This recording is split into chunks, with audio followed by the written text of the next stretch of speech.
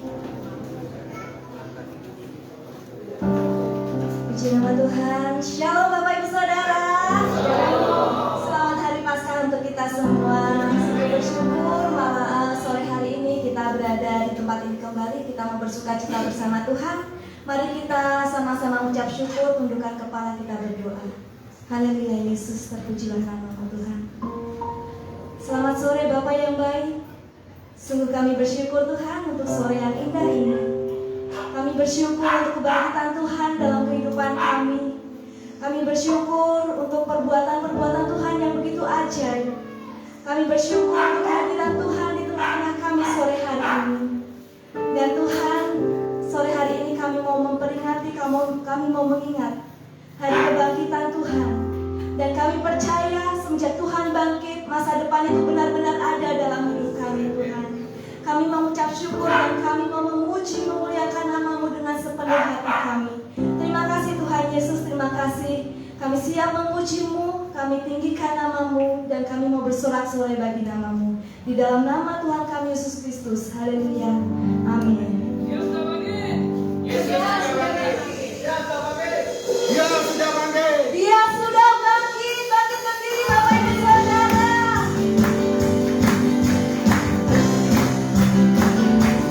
Allah bangkit, bersorak-sorai, Allah bangkit,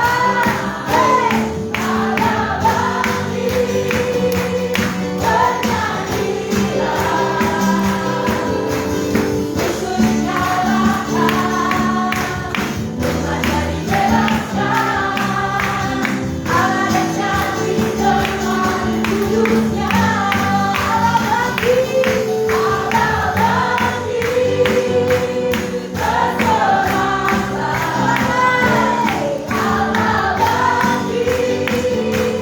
bersorak-sorai, Allah bangkit, bernyanyilah, musuh dikalahkan, remaja dibebaskan, Allah dahsyat di tempat kudusnya.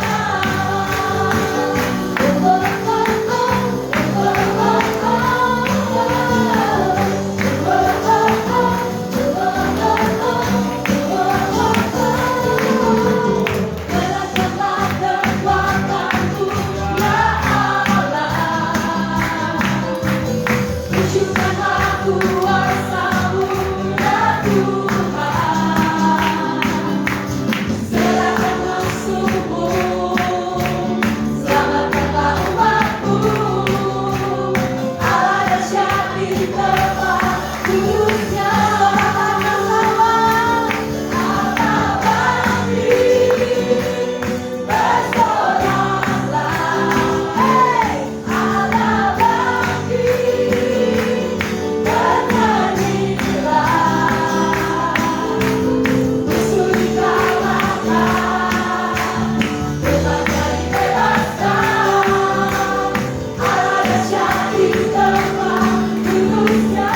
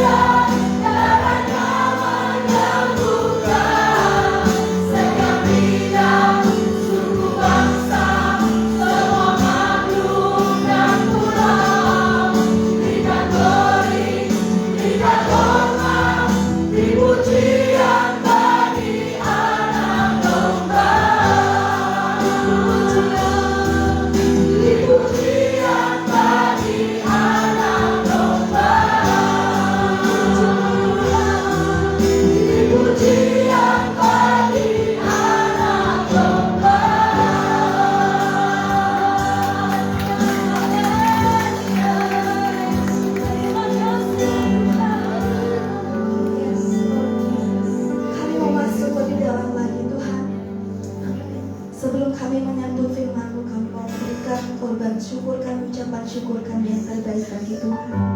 Berkati setiap tangan-tangan yang memberi Tuhan. Kau berkati, Kau kembalikan melalui usaha mereka, pekerjaan mereka, jerih payah mereka. Terima kasih Bapa, kami berikan yang terbaik untuk hormat kemuliaan pekerjaan di gereja ini. Dalam nama Tuhan kami Yesus Kristus, haleluya. Amin. Terlalu besar kasih-Mu Tuhan.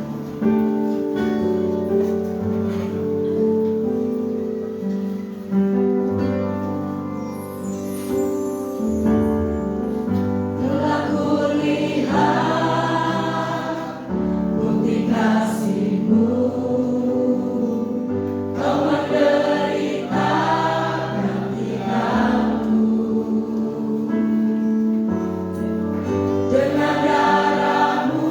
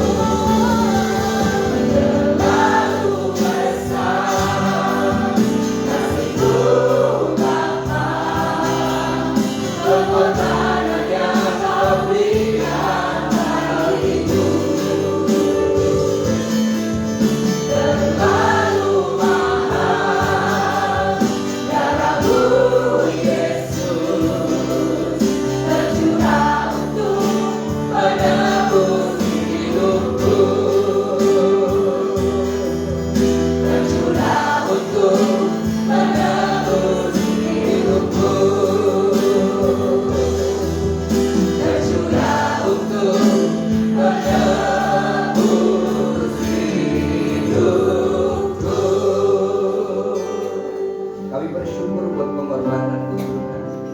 Kami bersyukur buat kasih karunia-Mu. Kami bersyukur ketika hari ini kami bersama umat Tuhan di seluruh dunia memperingati hari kebangkitan Tuhan. Karena dengan kebangkitan inilah kami boleh menikmati hadirat Allah. Kami boleh punya pengharapan di dalam pengiringan kami kepada Tuhan.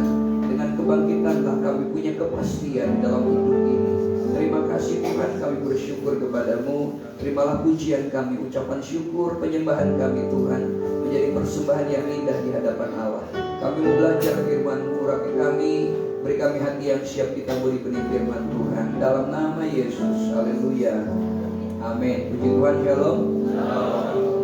Kita akan belajar firman Tuhan hari ini dengan tema 3 kata di hari Paskah. Saudara, saya rindu kita mengawalinya dengan membaca firman Tuhan dari 1 Petrus 1 ayat yang ketiga. Kita akan membaca firman ini dari 1 Petrus 1 ayat yang ketiga. Kenapa kita memperingati hari kebangkitan Tuhan dan kita mementingkan ini? Ada berkat yang besar ketika kita memperingatinya. Kita akan baca bersama-sama 2, 3. Terpujilah Allah dan Bapa Tuhan kita Yesus Kristus, yang karena rahmat-Nya yang besar telah melahirkan kita kembali oleh kebangkitan Yesus Kristus dari antara orang mati kepada suatu hidup yang penuh dengan pengharapan. Saudara, kita bersyukur bahwa Allah yang kita sembah adalah Allah yang bukan hanya sekedar lahir mati, tetapi Dia juga bangkit.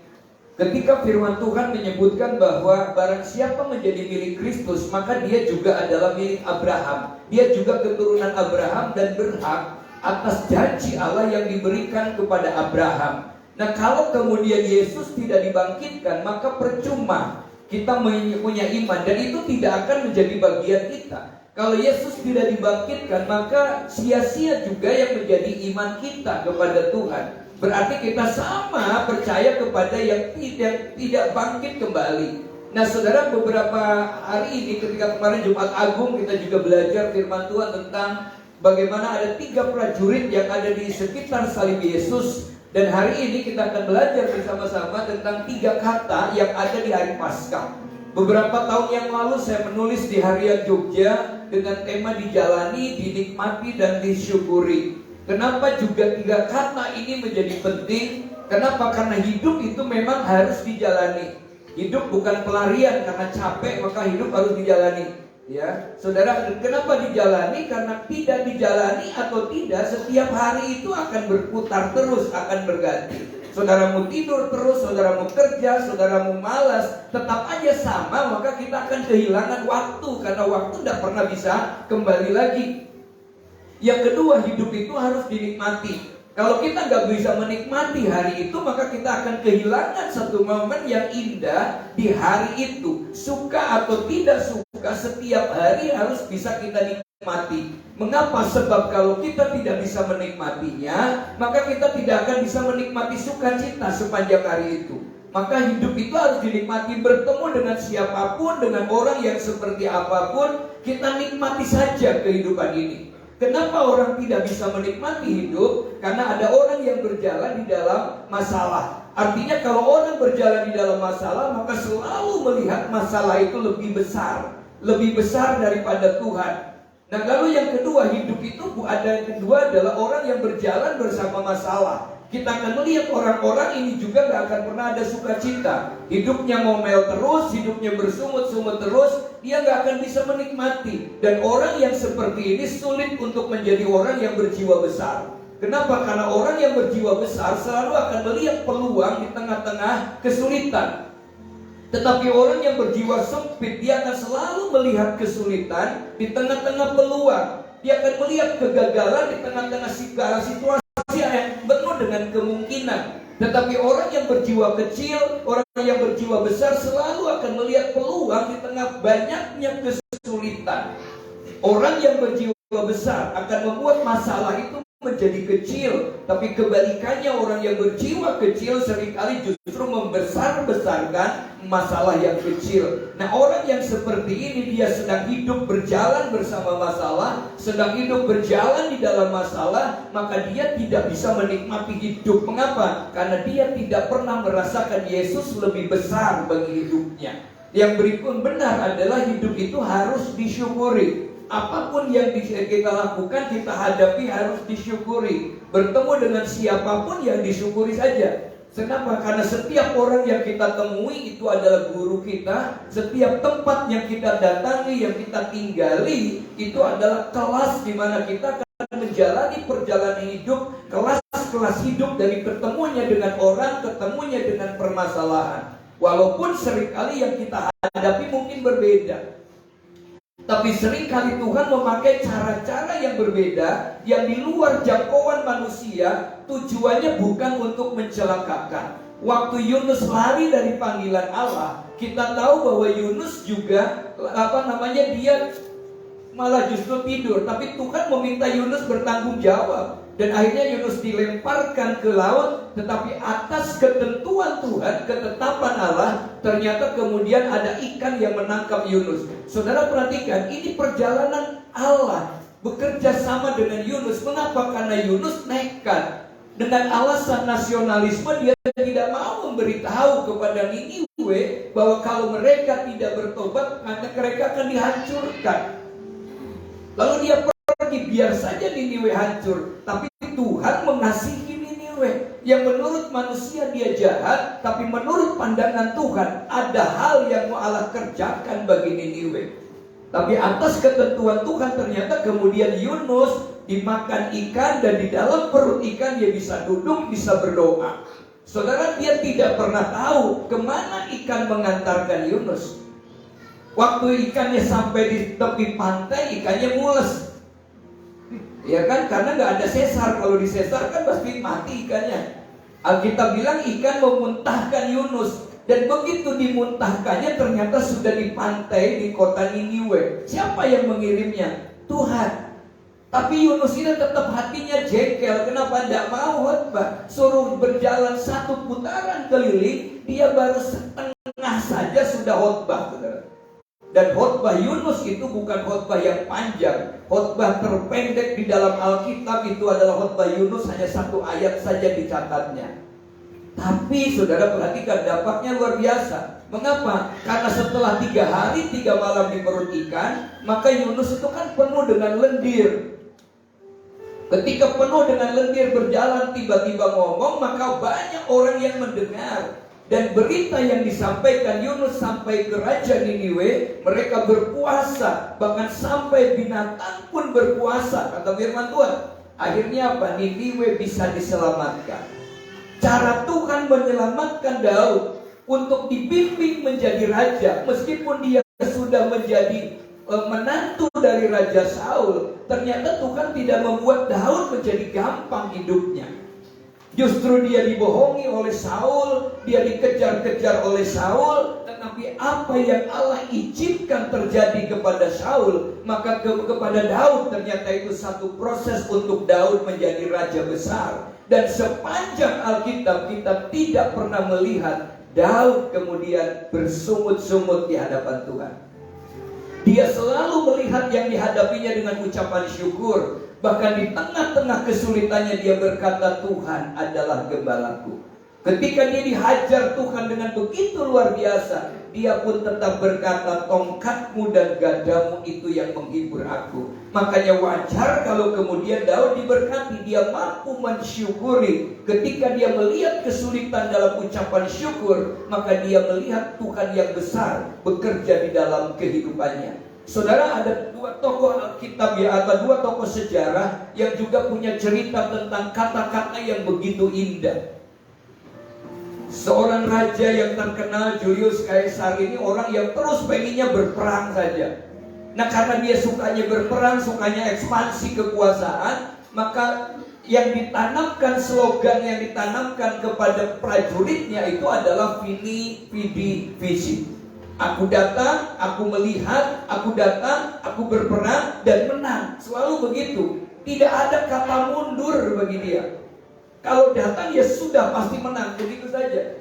Saudara perhatikan, ini adalah kata-kata motivasi yang diberikan Julius Caesar kepada semua prajuritnya, sehingga kita melihat semua tentaranya menjadi tentara-tentara yang tangguh untuk melakukan ekspansi dan penaklukan negara. Berarti mereka selalu melihat sesuatu dengan sisi yang positif. Yang kedua adalah kita melihat dari seorang tokoh yang hebat, tentara Amerika, Jenderal Douglas MacArthur. Saudara, ini juga tokoh yang begitu luar biasa. Tahun 1942 ketika Jepang menguasai Asia Raya, khususnya Asia Kecil, termasuk Filipina berada dalam penguasaan Asia, maka Jenderal Douglas MacArthur harus berkeluar dari Filipina. Bersama dengan pasukannya mereka harus kembali ke Amerika, kembali pulang. Saudara perhatikan, pulang bukan dengan kemenangan, pulang dengan kekalahan. Kenapa? Karena ada di situ. Dan ketika dia mau melangkahkan kaki menuju ke kapalnya, dia berbalik ke Filipina itu. Dia berkata, I shall return. Aku akan kembali lagi. Saudara perhatikan, dia pulang hari itu, tetapi dia tidak menyerah. Dia punya tekad, saya akan kembali lagi. Ini adalah tipe-tipe orang yang punya gairah di dalam hidupnya. Orang yang selalu melihat peluang, punya kesempatan dan terus mencari kesempatan.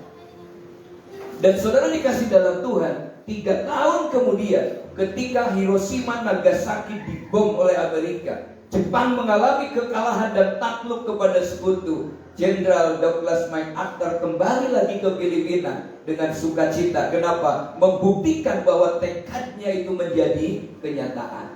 Mengapa orang banyak kalah? Karena banyak orang sudah menyerah sebelum bertanding. Mau membuka sesuatu, aduh mikir nanti kalau gagal gimana, kalau tidak berhasil bagaimana. Saudara yang dikasih di dalam Tuhan, 3 kata yang hebat ini ternyata saudara, ini mengandung nilai yang begitu tinggi, tetapi ini masih kalah dengan 3 kata yang muncul pada saat kebangkitan Tuhan.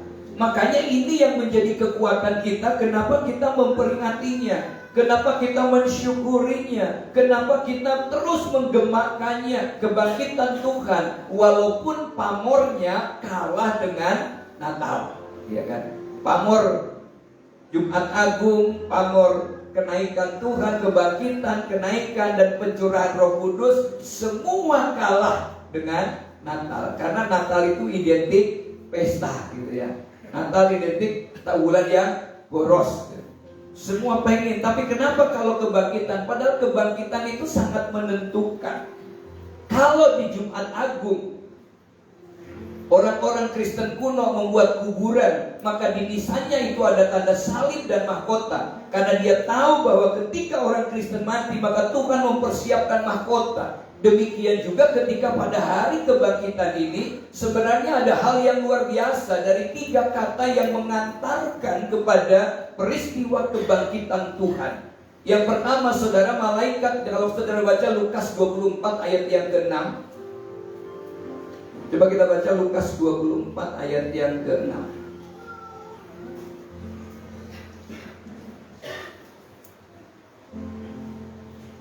Bisa 2, 3. Ia tidak ada di sini, ia telah bangkit. Ingatlah apa yang telah dikatakannya ketika ia masih di Galilea. Kata malaikat terkatakan, ia tidak ada di sini, ia telah bangkit. Ketika kemudian ada lagi murid-muridnya 3 wanita yang datang ke sana, dia juga sama dikatakan seorang muda berjubah putih. Malaikat berkata, ketika mereka mencari Yesus, dikatakan ia tidak ada di sini, ia sudah bangkit. 3 kata yang begitu fenomenal ini, 3 kata yang begitu berkuasa inilah yang memberikan pengharapan yang baru kenapa kita memperingati hari kebangkitan Tuhan. Itulah makanya 3 kata di dalam hari kebangkitan inilah, ia sudah bangkit ini menjadi salam saat kebangkitan. Sama ketika orang bertemu pada zaman-zaman proklamasi, kalau bertemu dengan warga nasionalis, warga pribumi, dia akan selalu berkata merdeka, gitu kan? Kenapa? Itu tanda bahwa merdeka. Atau sekarang mungkin shalom ketemu dengan orang Kristen. Walaupun ketika kata shalom itu diungkapkan sebenarnya berat. Kenapa? Orang lain diberi shalom, apakah yang memberi shalom juga punya hati yang shalom gitu? Hati yang damai. Saudara perhatikan, ini menjadi credo, menjadi pengajaran pada saat itu bahwa menjadi salam. Ketika bertemu di jalan, dia akan berkata, "Ia sudah bangkit." Tadi Pak Tris teriak, "Ia sudah bangkit." Gitu. Kita kadang-kadang kan diungkapkannya hanya pada hari Jumat Agung atau hari Paskah ini saja kebangkitan. Yesus sudah bangkit. Kenapa? Karena kita tidak paham untuk apa kebangkitan ini. Nah saudara, dan 3 kata yang sangat sederhana, "Ia sudah bangkit" ini ternyata mengubah jalannya sejarah dunia. Sejarah dunia berubah total oleh karena berita bahwa Yesus sudah bangkit. Nah, kita akan melihat mengapa itu menjadi penting. Ia sudah bangkit itu, yang pertama membuktikan bahwa Yesus itu menjadi tokoh yang unik, tokoh yang berbeda dengan tokoh-tokoh yang lain yang pernah ada dan yang akan ada di dalam dunia ini. Tokoh-tokoh yang hebat di dunia memang dikenal, terkenal, lalu dicatat di dalam sejarah. Dan orang bisa melihatnya. Tetapi saudara, tokoh-tokoh yang sama itu pasti akan tahu di mana kuburannya, di mana makamnya, iya kan? "Oh, ini makam siapa? Eyang saya, eyang zaman eyangnya lagi," gitu kan? Di Jawa ini kalau yang makam zaman dulu leluhur, nisannya saja kadang sudah bukan dari nisan lagi, yang dikeramatkan gitu ya. Kenapa? Ini eyang. Orang datang ke sana ngalap berkah. Ya. Saudara perhatikan, ngalap berkah tapi yang dibawa air putih. Memang dia minumnya air putih. Ya. Saudara, tokoh yang lain itu bahkan ada kuburannya. Dia menjadi besar, punya murid besar. Hanya dikenal kata-katanya, seperti Bung Karno itu kata-katanya luar biasa. Dia tokoh besar dunia. Satu kalimat-kalimat yang begitu indah, kata-kata yang motivasi yang diberikan oleh Bung Karno itu begitu luar biasa. Ketika dia bilang, "Aku lebih suka melihat generasi muda, anak-anak muda yang nongkrong di warung kopi sambil membicarakan negeri daripada orang yang cerdas, pintar tapi butuh buku." Dia bilang lebih senang bagi orang yang memikirkan bangsa. "Beri saya 10 pemuda, maka saya akan menggoncang dunia." Ini kata-kata yang hebat. Dan terakhir dia katakan, "Aku titipkan negeri ini kepadamu." Ini kata-kata yang luar biasa. Dan itu dikenal. Tapi sekarang di mana kuburannya? Ada. Ya. Kuburan yang lain ada. Tapi Yesus di mana? Gak ada kuburannya. Ada memang kuburannya, tapi kubur kosong. Semua orang kalau ke Yerusalem pasti akan dibawa ke kuburan itu. Untuk apa? Untuk melihat disitulah Yesus pernah dibaringkan. Sehingga saudara yang dikasih dalam Tuhan, ketika dia sudah bangkit dari kematiannya, maka jelas di sini memberikan satu teladan contoh yang luar biasa, saudara. Maka Yesus itu menjadi tokoh yang berbeda dengan yang lainnya. Nah, saudara, dan kebangkitannya itu diawali dengan gempa bumi yang dahsyat. Alkitab mencatat sampai para tentara terpesona. Waktu kebangkitan Yesus terjadi, Alkitab mencatat kubur-kubur juga terbuka. Dan Yesus bangkit bukan untuk menggulingkan, atau gempa itu bukan untuk menggulingkan batu. Batu yang jumlah beratnya sekitar 4 ton itu digulingkan oleh gempa, digulingkan oleh malaikat, bukan untuk supaya Yesus keluar, tidak. Kenapa? Saudara, beda ketika Yesus membangkitkan Lazarus, dia memberi perintah dulu, bukakan pintu kuburnya. Murid-murid yang lain katakan, dia sudah bau, guru, tidak apa-apa, bukakan. Tapi ketika Yesus bangkit tidak begitu. Alkitab mencatat bahwa batu yang kurang lebih 4 ton itu, malaikat yang menggulingkannya di tengah-tengah gempa yang begitu dahsyat. Sehingga firman Tuhan menyebutkan bahwa para penjaga pada waktu itu kemudian terpesona. Untuk apa batu itu digulingkan? Sebenarnya batu digulingkan itu adalah mempersiapkan ketika murid-murid yang lain mau datang ke kuburan, mau melihat. Kenapa? Alkitab mencatat pagi-pagi benar pada waktu itu 3 wanita yang namanya Maria Magdalena, Maria ibunya Yohanes ya, Maria yang lain juga datang ke sana. Dan di tengah jalan mereka bilang begini, kita ini perempuan, siapa yang menggulingkan batunya? Tapi begitu sampai di tempat ternyata batunya sudah terguling. Ketika Petrus pergi ke sana juga sama, batunya sudah terguling. Artinya untuk apa? Untuk mempersiapkan Petrus dan Yohanes melihat kubur Yesus, yang ternyata mereka melihat kain peluhnya sudah dilipat dengan rapi.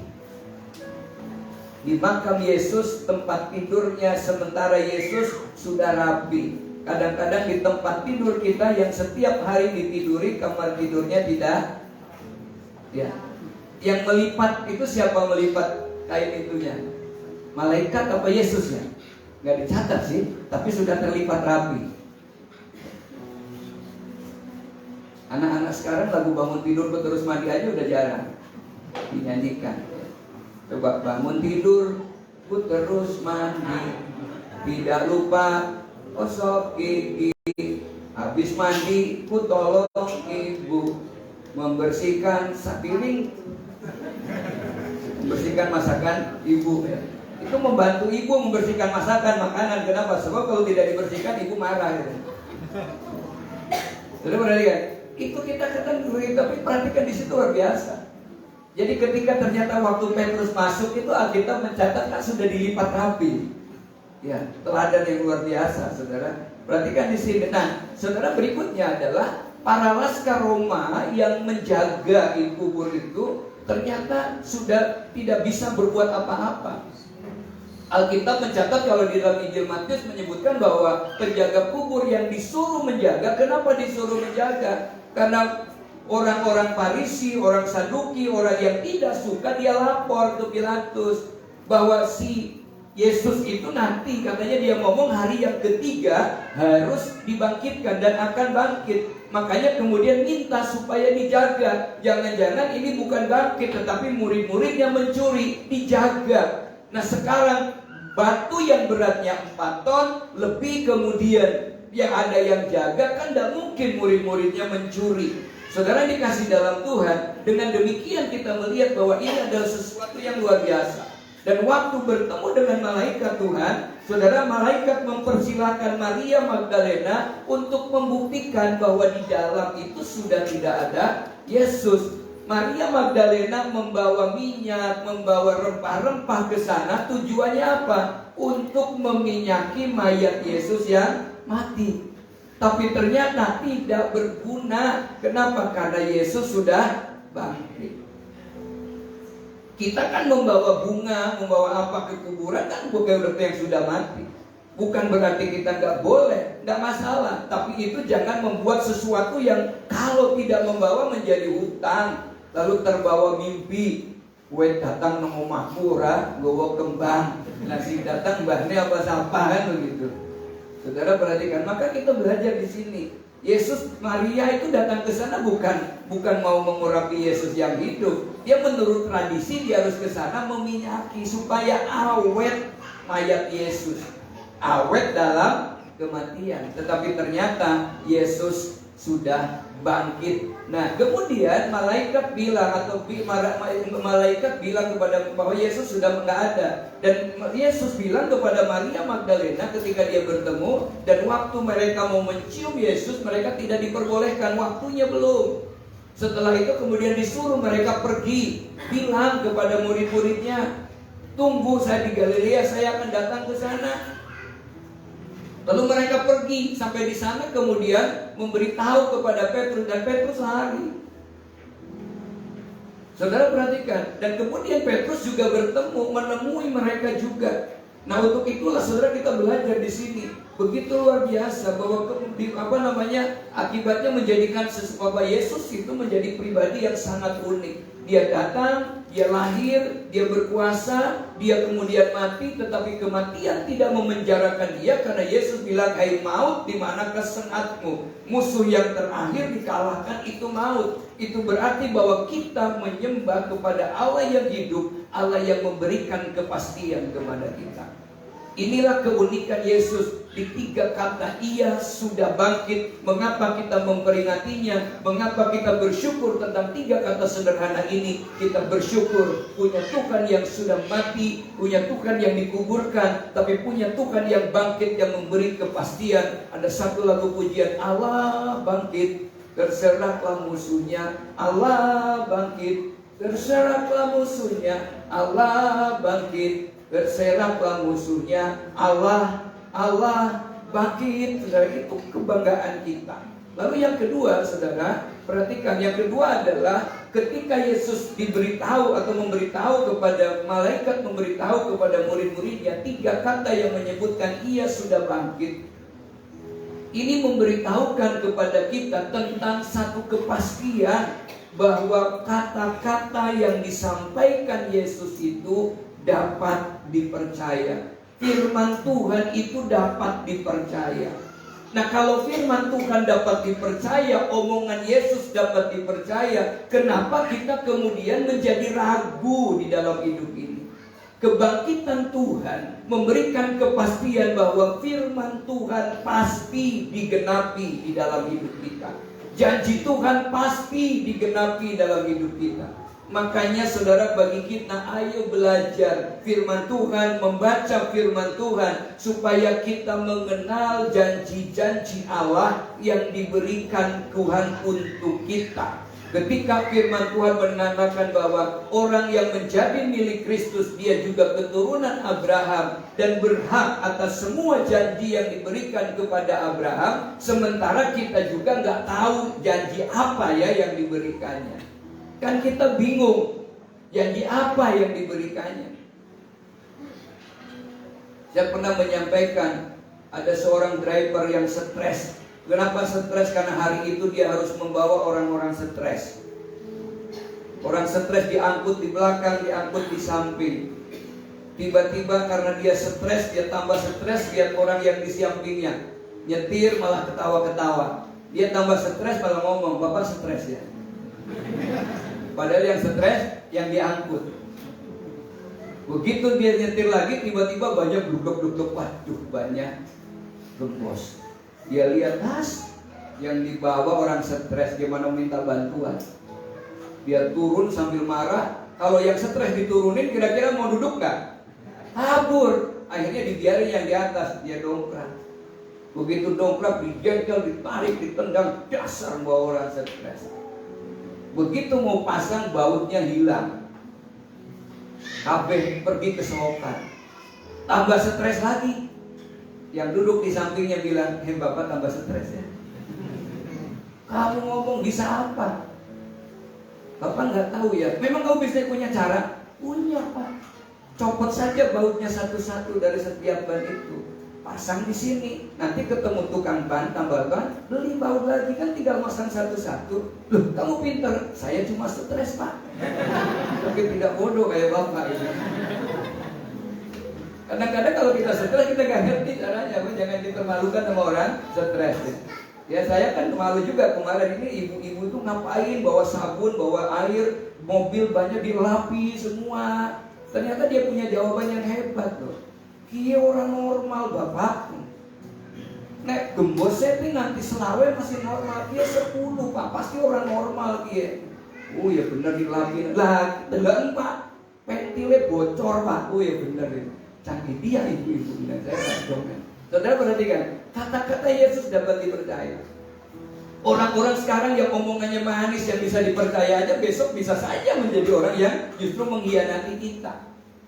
Ya, tapi kata-kata Yesus dapat dipercaya. Kalau enggak akan ada lagu-lagu melankolis yang muncul. Maka kalau kita belajar di sini, mari kita belajar beberapa hal yang dikatakan Yesus sangat bisa dipercaya dan tepat kemudian digenapi. Ini baru Yesus berbicara tentang dirinya dan apa yang terjadi terhadap dirinya. Yesus memberitahukan kepada muridnya bahwa ia akan menderita dan dibunuh, tetapi ia akan bangkit pada hari yang ketiga. Ketika Yesus berjalan ke Yerusalem, Petrus mengingatkan dia, jangan guru. Tapi kata Yesus apa? Nyahlah engkau iblis, sebab bukan menyahlah. Kenapa? Sebab bukan engkau yang mengatakannya. Kenapa? Karena Petrus ingin menggagalkan. Sebenarnya yang berbicara itu iblis, supaya Petrus yang ngomong. Dan itu terjadi betul, proses-proses penangkapannya. Lalu berikutnya Yesus secara lebih rinci menjelaskan tentang kematiannya yang akan di kayu salib. Jadi perhatikan apa yang dikatakan Yesus itu benar-benar terjadi. Nah, saudara perhatikan di sini. Yesus pernah menyatakan sesuatu yang sangat mengejutkan kepada tokoh agama ketika banyak orang selalu protes terus. Orang-orang yang hebat, orang Farisi, orang Saduki itu heran. Di mana Yesus ada, Yesus berada, selalu saja ada di situ. Dan yang dicari bukan pujian, selalu mencari kesalahannya terus. Apa yang dilakukan Yesus juga? Yesus menolong orang salah. Ya kan, sampai dikatakan lebih mudah mana? Lebih baik mana? Menolong orang atau membunuh orang, mencelakakan orang. Tapi aku berkata, ulurkan tanganmu, maju ke depan, ulurkan tanganmu, dan orang lumpuh menjadi sembuh. Tapi mereka tetap mencari kesalahan. Kenapa? Karena Yesus melakukannya pada hari Sabat. Saudara perhatikan di sini, dia berkata kepada orang Farisi, rombak bait Allah, dalam 3 hari aku akan membangunnya kembali. Walaupun waktu itu tidak berbicara tentang bait Allah yang dibangun Herodes, tapi tentang dirinya sendiri. Nah saudara, itulah makanya ketika Lazarus dibangkitkan, ketika orang mulai curiga, bahkan Marta dan Maria ketika berbicara bahwa tentang kebangkitan, Maria membicarakan tentang kebangkitan yang akan datang. Ketika Yesus berkata, akulah kebangkitan dan hidup, barang siapa percaya kepadaku, ia akan hidup walaupun ia sudah mati. Dan setiap orang yang percaya kepadaku tidak akan mati untuk selama-lamanya. Nah saudara perhatikan di sini, ini luar biasa janji Tuhan. Jadi kalau Tuhan yang berjanji untuk kehidupan yang akan datang, memberi kehidupan yang kekal tentang kebangkitan, apalagi kalau kita percaya tentang apa yang diucapkan Yesus untuk kehidupan yang sekarang di dalam dunia ini. Ketika Yesus bilang, marilah kepadaku yang letih lesu dan berbeban berat, aku akan memberikan kelegaan kepadamu. Beban berat apa yang kita hadapi, pergumulan apa yang kita hadapi, itu janji Yesus, aku akan memberikan kelegaan. Kelegaan dalam konteks ini bisa saja beraneka ragam tergantung kebutuhannya. Bagi orang yang sakit, Yesus berkata dia adalah Jehovah Rafa, dia penyembuh. Dia Yehova Jireh, dia Allah yang menyediakan. Nah, pergumulan apa? Kalau Tuhan berbicara tentang kematian, prosesnya saja Tuhan hadapi, Tuhan buktikan, apalagi tentang kehidupan. Yesus pernah hadir di dunia, Yesus pernah menjadi manusia, Yesus hidup sebagai manusia. Dia tahu betul kebutuhan manusia dan setiap manusia yang merasakannya. Kalau dengan demikian, maka jangankan tentang penyaliban yang perkataannya pasti digenapi, janji Yesus tentang kehidupan kita juga pasti akan digenapi. Yang terlalu sering masalah adalah kita pengen suksesnya, tetapi kita tidak mau menjalani prosesnya. Maka kita banyak proses. Yesus itu untuk sampai kepada dia dipermuliakan, diberi nama di atas segala nama, karena dia mau melakukan proses di dalam menghadapinya. Mari kita belajar di hari kebangkitan ini, semakin senang membaca firman Tuhan, semakin suka firman Tuhan, dan kita akan menikmati bahwa firman itu kalau sering diucapkan, dia akan menjadi rema bagi kita. Dan kalau rema itu terus diperkatakan, dia akan mendatangkan mujizat di dalam kehidupan kita. Terus saja perkatakan firman. Tapi bagaimana kita nggak mau memperkatakan kalau kita tidak pernah hafal firman? Maka belajar hari ini mulai baca firman. Kalau ada yang pas dalam hidup kita, perkatakan itu terus, supaya firman itu menjadi rema. Dan ketika rema itu sudah kita perkatakan lagi, itulah yang akan mendatangkan mujizat bagi kita. Kalau Yesus menempatkan kita kepada masa depan yang penuh dengan pengharapan, proses-proses yang kita hadapi itu adalah cara Tuhan untuk menggenapinya. Saya dilahirkan di kampung yang tidak mungkin bisa sekolah, tapi kemudian ternyata punya tekad untuk sekolah. Ditolak di beberapa sekolahan, masuklah di satu sekolah. Tetapi ternyata juga dalam proses itu juga saya harus tinggal dengan keluarga. Tapi ada konflik sehingga kemudian harus pergi kos di sana. Itu bentuk satu proses sebenarnya. Ya. Ketika bekerja di fitnah, satu proses untuk menjadi hamba Tuhan. 4 tahun hanya satu keluarga, itu satu proses juga. Terus begitu, proses demi proses itulah untuk kita semakin memahami, semakin mengenal, semakin memaknai tentang kebangkitan Yesus, bahwa apa yang Dia perkatakan itu ya dan amin bagi kita. Saudara, mari kita belajar apapun hari ini yang menjadi pergumulan kita. Kalau kita melihat sesuatu yang tidak nyaman dari hidup kita hari ini, kita melihatnya ini adalah satu proses untuk kita mendapatkan sesuatu yang lebih baik, lebih hebat lagi.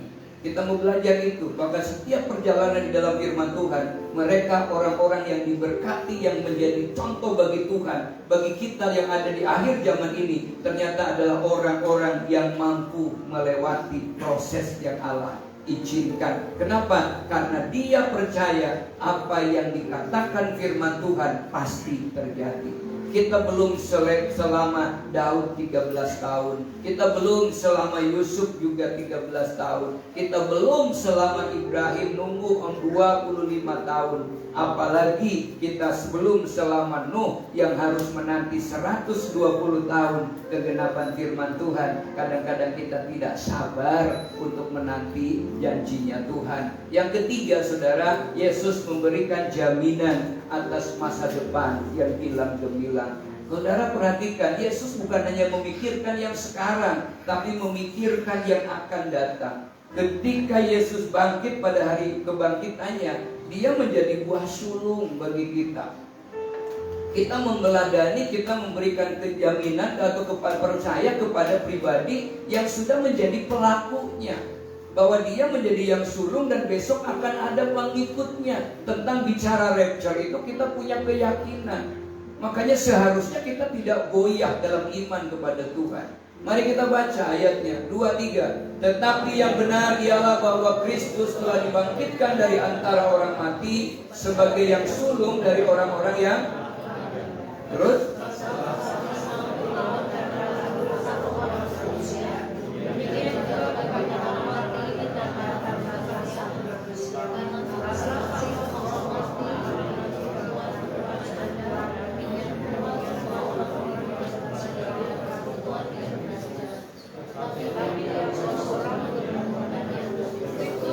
yang sulung, sesudah itu mereka yang menjadi miliknya pada waktu hari Jumat kemarin kita belajar tentang bagaimana ada kesamaan yang saya ungkapkan juga hari Rabunya sebenarnya ya. Hari Rabu ketika renungan Rabu malam ada kesamaan antara Taman Eden dengan Getsemani. Nah, saudara perhatikan, ini jaminan dia menjadi yang sulung. Ketika Yesus katakan besok adakan pada saat kedatangan Kristus yang kedua kalinya, ketika tanda diberi maka yang mati akan dibangkitkan, yang hidup akan diubahkan. Itu sebuah janji yang Allah berikan bagi kita. Dan kalau Yesus yang berjanji, kata firman tadi bahwa setiap perkataannya itu terjadi dan digenapi, Dia tidak pernah bohong terhadap apa yang difirmankannya. Maka tentang masa depan pun Tuhan pasti memberikan sebuah kepastian. Itulah makanya dari firman ini kita jangan terlalu berpikir terhadap penampilan tubuh kita saja. Kadang-kadang kita terlalu memanjakan tubuh kita, terlalu banyak biaya untuk tubuh kita ini. Saudara, kalau kita kita melihat banyak orang kan terlalu banyak modal yang diberikan untuk merawat tubuh, dari mulai ujung kepala sampai ujung kaki, bahkan yang dipakai pun terlalu banyak biaya. Kadang-kadang itu lebih mengalahkan untuk hal-hal yang urgen bagi kita. Padahal semua itu kan akan ditinggal nantinya. Orang yang cantik, orang yang hebat seperti apapun, tetap saja suatu kali akan mati. Makanya saudara perhatikan di sini ayat-ayat ini, mari kita mau belajar untuk kita tidak lagi terlalu terfokus kepada tubuh ini, walaupun memang tubuh ini harus dirawat. Karena tidak ada orang yang tidak merawat tubuhnya kecuali orang yang tidak waras. Pasti kita akan merawat tubuh kita. Saudara, dan ini janji buat tubuh yang seperti ini. Banyak orang yang tidak pede terhadap tubuhnya, minder terhadap kondisi fisiknya. Kadang-kadang kita merasa, aku kok nggak normal, dia kok lebih ganteng, dia kok lebih cantik, dia kok bodinya lebih bagus. Saudara, kadang-kadang gitu saja membuat kita kayaknya kurang pede di dalam hidup ini. Saudara, berapa banyak orang yang nggak pede dengan tubuh yang diberikan Tuhan. Kadang-kadang kita itu menjadi mengganggu, membuat kita tidak yakin kepada Tuhan. Alkitab mencatat tentang masa depan yang gilang gemilang tadi. Perhatikan di sini. Dia berkata begini, yang ditaburkan dalam kebinasaan akan dibangkitkan dalam ketidakbinasaan. Manusia ini dibatasi oleh umur, oleh waktu. Ketika anak baru lahir, pertanyaannya sudah berapa hari? Nanti berkata, oh lagi sepasar. Udah habis sepasar terus selapan. Habis itu udah 2 bulan, 1 tahun. Ulang tahun ke berapa? Ke 70. Wah, bisa 70. Tapi setelah itu sampun piten kamu boten wonten. Peringatan ke berapa? 40 hari. Ini ngerti-ngerti sudah diperingati 40 hari. Besok tuh peringatan lagi. Peringatan apa nih? Pungkasan. Berarti sudah nyewu, wis ora diperingati lagi. Sing uripe wis ora kelingan karena wis nyewu. Padahal di kubur di sana, di alam barzah sana tidak ada hari dan tidak ada waktu. Mau beli batu jamnya di mana di sana? Ya kan tidak ada. Kita aja yang ngitung capek-capek. Ya, sampai ada kalender yang ngitung gitu. Keblake ora oleh iki. Enggak boleh hajatan. Kenapa? Geblake. Karena orangnya 30 geblaknya tiap hari. Karena kita yang kayak gitu kita dihitung, kita kan mati. Itu kan berarti yang ditaburkan dalam kebinasaan ini besok akan dibangkitkan dengan ketidakbinasaan. Yang hari ini umurnya mungkin hanya 30, 40, 10 tahun, bahkan mungkin ada 70 tahun. Tidak ada persoalan, itu hanya ukuran tahun di dunia saja kok. Yang kedua, perhatikan, ditaburkan dalam kehinaan, dibangkitkan dalam kemuliaan.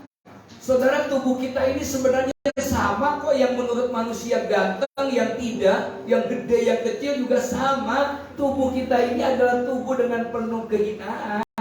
Kita punya kelemahan masing-masing. Siapa yang belum pernah sakit gigi? Siapa yang belum pernah keroan? Sih ada juga yang belum ya. Kita perhatikan, kita ini penuh dengan kelemahan. Bahkan kalau kita mau jujur, orang yang berpakaian harganya ratusan juta saja, dia kemana-mana tetap saja bawa kotoran.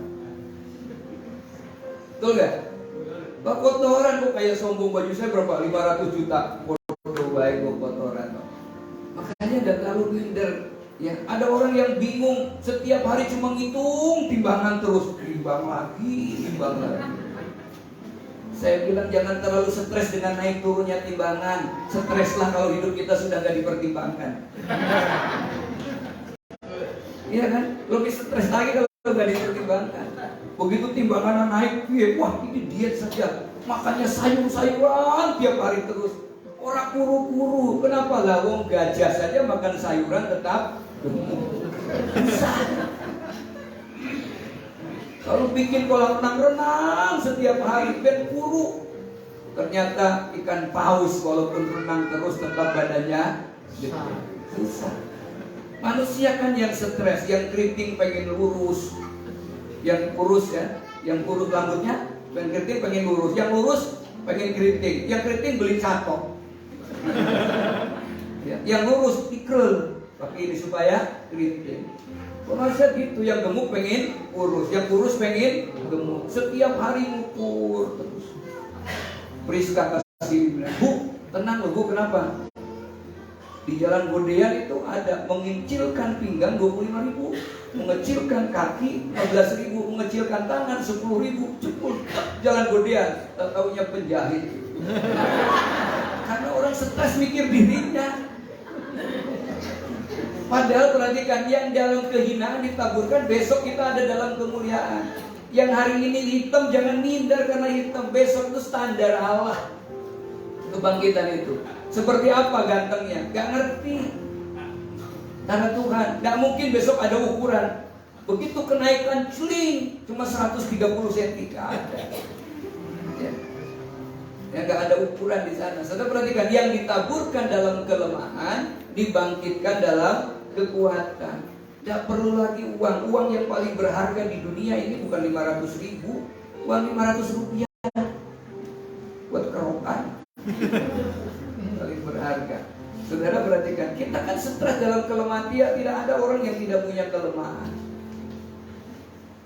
Makanya sekarang banyak obat loh. Di mana-mana mulai obat. Kita mau mulai obat panas saja ditanya dulu, sudah berapa hari panasnya, umurnya berapa, panas dalam atau panas luar. Ya, saudara perhatikan. Lalu ditaburkan dalam tubuh jasmania akan dibangkitkan dalam tubuh rohania. Ditaburkan dengan tubuh yang kita dandani sedemikian rupa. Besok itu cuma ditinggal begitu saja kok, cuma dikasih petengar. Ya kan, yang tadinya Daniel jadi kiai. Ya, udah mati jadi kiai gitu ya. Lalu kemudian dikasih tanda salib di situ. Salib buat apa juga di situ? Yang penting kenapa ya, di situ cuma tubuh aja digali sudah nggak ada lagi kok. Coba sekarang digali udah pada nggak ada. Kenapa? Yang tubuhnya itu menjadi tanah, rohnya yang kembali kepada Bapa. Tapi orang banyak terlalu sibuk dengan memikirkan yang tubuh ini. Aneh-aneh tubuhnya. Ya. Kita terus dirawat-rawat, saudara. Nah itu nanti akan dibangkitkan. Nah saudara, jadi Paskah sebenarnya bagi kita kebangkitan itu akan merubah seharusnya yang tadinya kelabu menjadi penuh dengan sukacita. Mestinya kebangkitan Tuhan akan membawa berdampak yang luar biasa. Yang tadinya kelabu menjadi penuh ceria. Ketika orang menikmati hari kebangkitan Tuhan, wajahnya seharusnya punya pengharapan. Dan orang yang punya pengharapan itu pasti yakin hidupnya. Orang yang punya pengharapan itu pasti bergairah di dalam hidupnya. Apapun yang dikerjakan dia punya pengharapan. Hari ini udah berhasil belum? Tidak, jangan bilang tidak. Belum. Kalau belum itu kan ada pengharapan. Tapi banyak orang belum sudah gagal dulu. Nah kebangkitan Tuhan itu karena dia hidup, maka kita punya hari esok. Hari esok itu apa? Berarti hari esok yang penuh dengan pengharapan. Adapun setiap hal yang terjadi itu proses Tuhan untuk sampai kepada tujuan. Tapi kan prosesnya kok nggak enak. Yang tidak enak menurut manusia, proses perjalanan Yusuf itu adalah proses menuju kepada kesuksesan. Tapi ketika orang mencoba mencari solusi buat kepemikirannya sendiri, Abraham gagal karena solusi yang diberikan. Berapa banyak orang yang mencoba lari dari Tuhan karena dia tidak sabar menanti waktu Tuhan. Bukan Allah tidak mau menjawab doa kita, karena kita yang tidak sabar menanti janji Allah.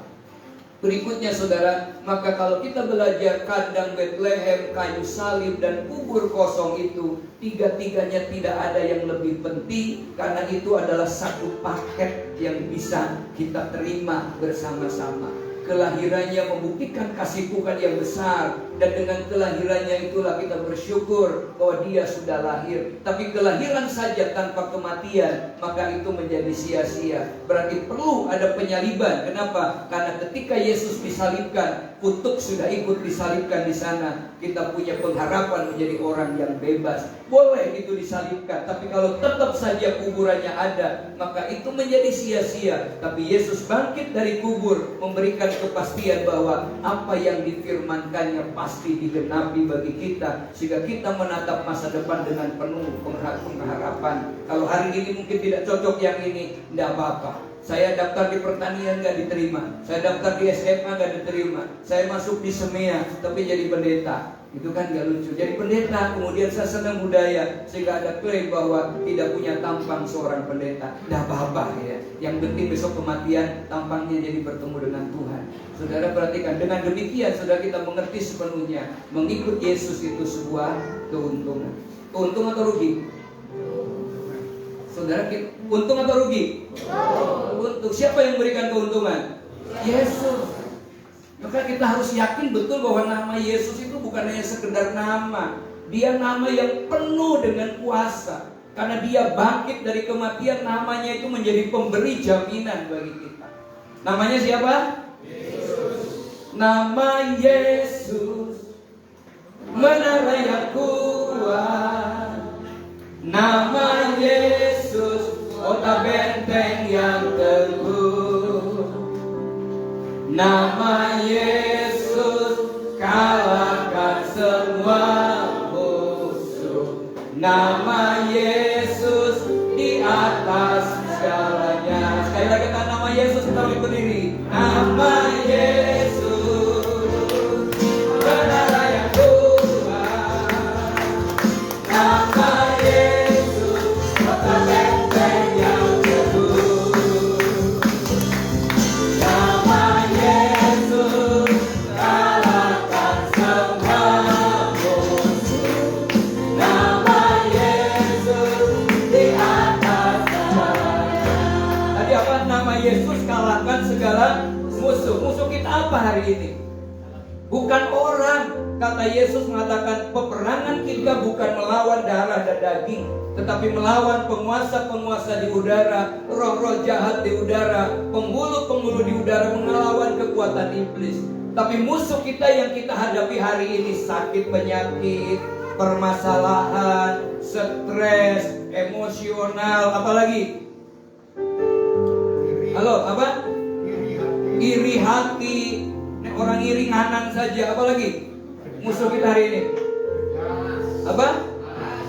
Tuh, masing-masing kita punya musuh. Gak punya uang, Pak, musuh kita itu harus dikalahkan. Jangan gara-gara gak punya uang lalu melokro gini, terus gak punya pengharapan, seolah-olah hidup ditentukan oleh uang. Memang uang bukan segala-galanya, Pak, tapi mau beli makan juga harus pakai uang. Tapi di LP Nusa Kambangan, di LP Cebongan, uang tidak penting bagi mereka. Gak lama. Apalagi musuh kita? Apa? Khawatir. Siapa yang hari ini khawatir? Nama Yesus memberikan jaminan kepada kita. Apalagi musuh kita? Apa? Dendam. Dendam musuh kita loh, gak nyaman. Itu harus dikalahkan. Siapa yang sanggup mengalahkan? Nama Yesus. Maka hari ini di kebangkitan Tuhan kita harus yakin bahwa bersama dengan Tuhan kita akan cakap melakukan perkara yang besar. Bangkit, serukan nama Yesus.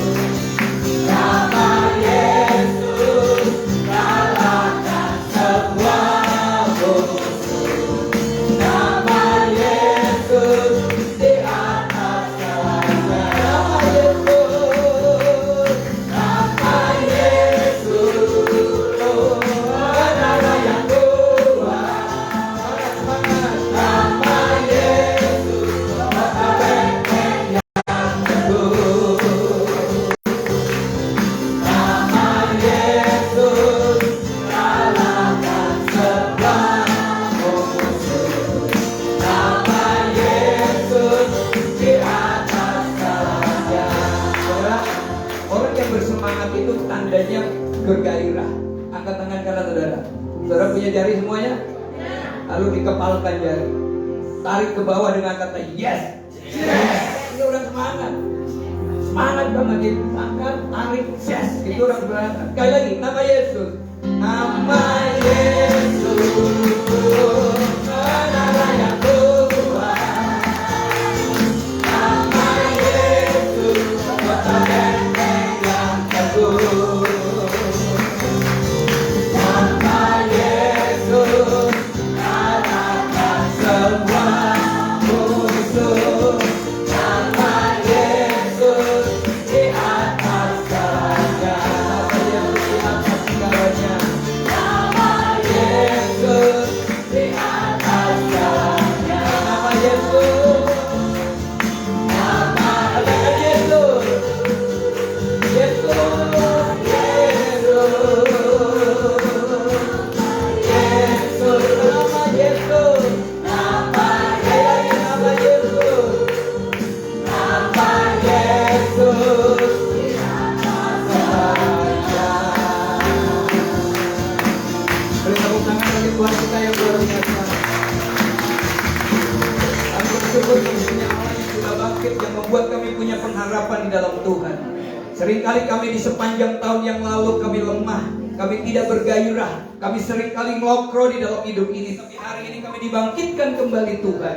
Kami tidak boleh berputus asa, kami tidak boleh minder, kami tidak boleh Tuhan kalah oleh keadaan, karena kami punya Yesus yang sudah bangkit, yang memberikan jaminan yang pasti bagi kami. Terima kasih Tuhan. Pimpin kami, tuntun kami Tuhan, untuk kami berjalan dari kemenangan kepada kemenangan. Terima kasih, kami bersyukur kepadamu Tuhan. Biarlah sepanjang hari-hari yang akan datang kami terus akan lewati bersama dengan Tuhan. Urapi kami terus, tuntun kami terus, jadilah pusat di dalam hidup kami. Di dalam nama Tuhan Yesus kami terima kebenaran firman Tuhan. Haleluya. Amin. Mari silakan duduk kembali. Nanti sebelum memberikan korban persembahan, ya, tadi sudah ya, kita ada persembahan juga, ada beberapa pengumuman persembahan berikutnya didoakan saja, karena kita sedang bergumul nanti buat sudah punya besi itu udah lama sekali 35 batang. Jadi doakan supaya kita bisa membangun ruang baca. Ya, ruang baca dan sekaligus ruang anak-anak, ruang kegiatan. Saya punya rencana di tangga itu nanti rak buku-buku, lalu di atas itu ruang sekolah minggu dan ada yang tempat. Kenapa? Sudah ada 1000 buku lebih di rumah yang saya bingung naruhnya. Jadi kalau ada itu bisa menjadi ruang baca dan perpustakaan. Nah kalau itu bisa, suatu kali bisa tinggalan buat yang akan datang. Berikutnya hari Rabu kita ada persetia gabungan di sini, karena kemarin kita tidak ada persetia gabungan di tempat ini hari Rabu. Hari Kamis menara doa di tempat Pak Yohanes, dan hari Kamis juga ibadah gabungan juga di Parangtritis tempatnya Pak Daud. Doakan hari Jumat, Kamis malam saya berangkat ke Jakarta untuk hari Jumat melayani di Kementerian Pertahanan, dan sorenya ada rapat persiapan menuju ke persiapan misi ke Filipina. Sabtu pagi saya langsung berangkat ke Sukabumi untuk melayani di Sukabumi. Jadi sekarang kalau dulu sering pulang balik, sekarang sisan pergi supaya tidak pulang balik gitu ya. Makanya saya mencoba bersyukur udah ada regenerasi, Sahara sudah bersyukur ada regenerasi yang bikin layout buku ya. Kami sudah persiapkan ulang tahun gereja, nanti akan ada buku, tapi karena besok ke Keman saya sudah bikin ini warnanya warna apa ini ya? Partai apa ini? Tapi gambarnya dibikin Pak Toto masih tetap ini diajar Dewantara. Ya. Saya cetak 25 dulu, tapi memang bukan dipercetakan, yang penting besok buat oleh-oleh di kementerian. Saudara itu jadi doakan juga buat gereja kita terus supaya terus bertumbuh, khususnya buat anak-anak. Nah kita bersyukur, mari kita akan bangkit berdiri, kita katakan Tuhan, aku punya Tuhan yang besar. Ku punya Tuhan yang besar, yang telah berjanji dan sanggup menggenapi imanku, bersemangat percaya kuasa-Nya. Ku terima sekarang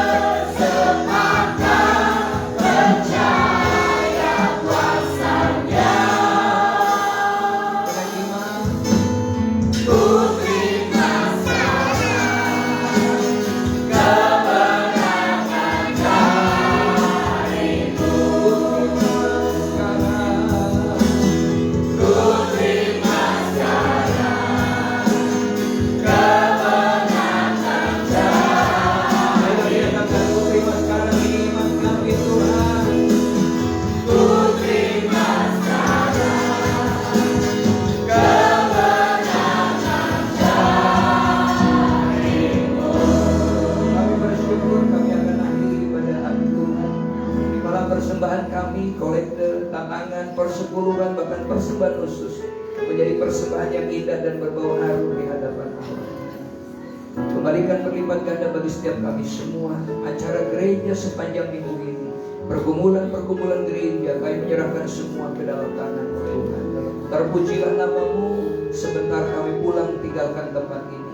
Kami berdoa bagi bangsa dan negara kami di tahun politik ini Tuhan. Berkati bangsa kami, berkati pemimpin-pemimpin kami, memberkati lingkungan di mana kami berada, tetapi lingkungan di sekitar base camp ini, berkati mereka semua.